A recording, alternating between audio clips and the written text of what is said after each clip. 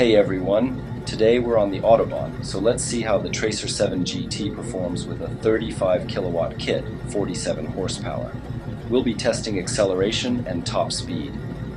Please note that there are around 40 kilograms of luggage on the bike, and I also have a passenger, which will reduce performance. So you can expect even better results under lighter conditions.